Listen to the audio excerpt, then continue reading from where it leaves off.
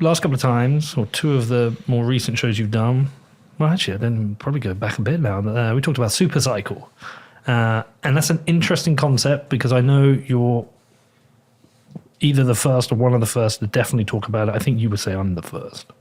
You're the first person I heard talk about it. Well, thank you. I'm not sure if I'm the first. There's always the who is first to say anything, but I did mention in 2019, which was one of the first mentions. And we talked about it a lot, and we talked about it again. And I think it's right to talk about it again because it's an interesting concept because the Bitcoin chart reflects cycles.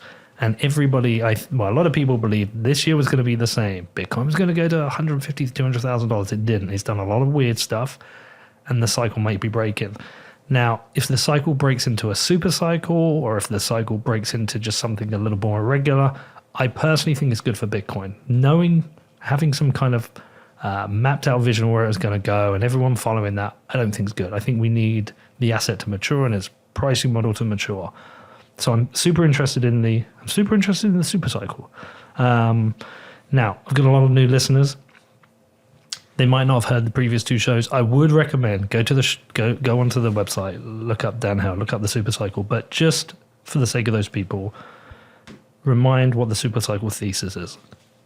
Yeah, so the Supercycle Thesis, as I phrased it in 2019, and this was before 2020 when we had COVID, was we have a sort of perfect storm where we have governments with reckless monetary policy. We have Bitcoin adoption that has never been higher, and the infrastructure to support mainstream Bitcoin adoption in terms of billions of people getting in. We have trust in governments and institutions at all-time lows, including universities, military, and journalists and politics.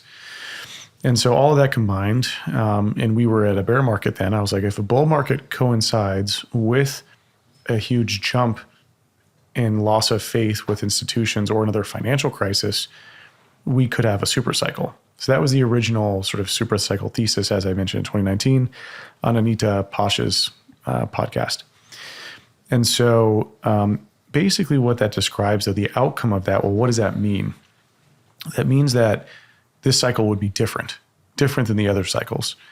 And so I described it as being a either more intense bull run or like a bull run, muted bear market, and then maybe another immediate bull run, kind of like a 2013. And so at first we thought we were mimicking 2013. We had the top, went down a little, we had up to 69,000 really fast, then down a little bit, and then it started to run back up. A little bit, 55%, not a little bit. It's Bitcoin, so 55, versus an 85% drawdown, which is like a typical bear market drawdown. So I would still consider that muted versus another Bitcoin cycle because 40%, 50% drops are somewhat common. Yeah. And so we all thought like it might look like 2013. We haven't seen that happen, but we are seeing if we are in a bear market or we're still maybe in an elongated bull market, we're definitely seeing that the cycle is far different. Now, some folks would say this does look like an obvious pattern, that this isn't a super cycle at all, that it's actually mimicking the cycles elongating, which is another theory as well, that if we look at the cycles over time, they have been elongating in terms of like peak to trough. And so their sort of prediction is that late 2022 is when we see that big bull run. Also could be, I think in the super cycle thesis, we do have the perfect storm, and even a more perfect storm than 2019. I mean, so much has happened. COVID, I think, has given us good reason to doubt our government's capability of handling various parts of our economy and our lives. And with all the money printing that went down too, Bitcoin's utility has never shined brighter. We also have Canada and geopolitical struggles all across the world that I think highlight exactly why Bitcoin is valuable right now. Dan, every major incident or news event has a Bitcoin angle now. It's crazy. Yeah. Because everything seems to be tied to money. Naturally, is how we coordinate. But there's a Bitcoin angle to everything. Hedge against massive inflation, which has some nuance to it, because I think the inflation hedge isn't exactly as people say. I saw a great tweet with this guy who was like, I bought Bitcoin at 69,000 to hedge inflation, and I'm down 55%. But like, it's a long-term hedge, I think. But yeah, Canadian truckers having their funds stolen from them, Ukrainian army fundraising, Russian citizens being essentially cancelled and having the ruble destroyed. Two sides of a war. Both sides of that. Both of the people outside of the psychopaths making the decisions have a Bitcoin angle to protect themselves. Every major news story. Right. And so if we look at when, like, different events where we start to distrust our government don't happen very often. They're sort of like major events. And we've had a lot of them happen in a very short time span. And so in marketing, what we call this is like awareness and consideration level of the marketing funnel. So before you go try a new product or service, you go through different stages. You become aware of the product, you consider the product, and then there's different stages further down the funnel of eventually getting acquired by the product in terms of using the product, and then or like signing up for the product, and then you get activated, which is I've tried out the product and I get why it's valuable. We have a lot of people entering the awareness and consideration stage for Bitcoin right now, which how marketing works typically between like a brand and growth marketing org is that you have brand marketing and growth marketing work together. So growth marketing tries to get them from the awareness level to acquisition, to signing up, or to sometimes they go all the way to activation. So I know the funnel from my days. You know the funnel from back in your days. And so this might sound boring, but this is actually how professional marketers think about getting people to try something for the first time. So when it comes to Bitcoin, we have a very large amount of people entering that top of the funnel. Awareness. Almost everyone's aware of Bitcoin now. Everyone. There's nobody ever. They're like, what do you do? I run a Bitcoin podcast. What's Bitcoin? Yeah, like, I've got questions. Yeah, we don't hear that anymore. No. So we've got almost everyone in the awareness level of the funnel, which is awesome. That's the first step. They have to be aware of it before they can consider it. Now they're starting to trickle into the consideration phase of going, oh, wait a second. Like my money could be seized in Canada or in Ukraine or in Russia. You know, and like, what if that happens in my own country? Maybe this Bitcoin thing is for me. So I think we're seeing en masse a lot of people entering that awareness stage, and maybe more catalyst moments or shocks in the economy or a war shakes them down into the acquisition sort of level where they start to go, okay, I've considered it. I'm ready now. I'm ready to sign up. I'm ready to go try out Bitcoin.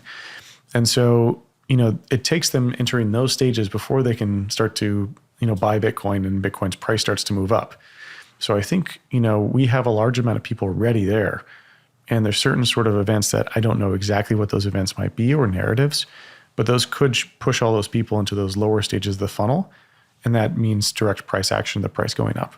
Well, this is why the earlier part of our conversation is important, because during that consideration, activation, retention phase, this is where I feel like we're much better if we're unified. We can disagree, but we're kind of unified on the mission, the first principles of Bitcoin, rather than them coming into the consideration activation phase, and it's like a war zone of like bullshit. But you're right, we're there. Anyway, back to the supercycle. Yeah, so you know, I think all the elements are here for the supercycle thesis to be one. It is I think when I laid it out in 2019, it's not only become more apparent that it could be a supercycle in terms of it breaking the normal cycle. Supercycle TLDR is it breaks the normal cycle.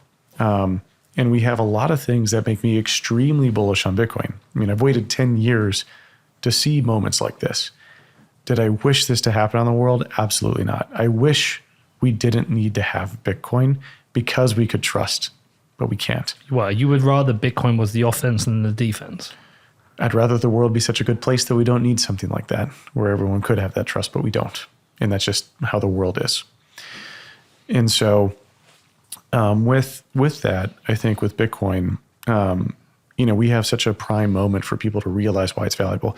I bring that up because a lot of people are like, wait, so you wanted the world to fall apart? And I'm like, no, I don't want the world to fall apart. That's why I caveat with that is I wish I didn't have to want Bitcoin because I wish the world was a better place. But it is what it is, and that's why we need it. And so, yeah, we shouldn't blame Bitcoin. People are like, well, you're profiting off the success of the world collapsing. I'm like, no, I bought an ARK, and I knew the flood was coming, and you didn't plan right. Or I knew we might have a bad harvest season, so I set aside some grain to survive. And so there's nothing wrong with that. There's nothing evil about that. There's no profiteering. That's just proper planning. If anything, you've been out there trying to help people prepare for this. Precisely. We've been both doing this where thousands of us have been going out, tens of thousands of us have been going out telling people, hey, you might want to consider Bitcoin if this happens. What would invalidate the thesis? What do you think? Because it's still possible. Look, there's weird things happening right now. We've seen it in some forecourts in London. Diesel's hit £2 £2 a liter, right? which works out just shy of $10 a gallon. It's when somebody's like posting images of $6 a gallon. I'm like, hold my beer. It's hard for me to do Middle Earth calculations between your pounds and dollars, but I get the idea. Yeah. It's but that's happening. Food prices are going up. Nick Carter talked about this. He talked about when commodities are humans flourish when commodities are cheap and commodities are expensive. But we are headed into weird times, and Bitcoin has proved to be a risk-off asset in these times. So there are still risks to this. Yeah, and I think the supercycle thesis would be invalidated if my hypothesis that people would find value in Bitcoin or learn about it, given the background that we have here, if people just don't care. And maybe they don't. Maybe it's too complicated to tell people about how sound money works. Maybe there is a limit to how many people actually want to learn. Now, I think some of the core principles that would disagree with that in terms of like saying that, like, I don't think there's a limited TAM here. I think the TAM is the whole population. I think everyone wants to preserve their wealth. I don't think there's anyone on earth who doesn't. And so I find it very hard to believe that the whole world wouldn't want Bitcoin, but I could be wrong. I could be wrong where there may be certain groups that will always trust the government no matter what.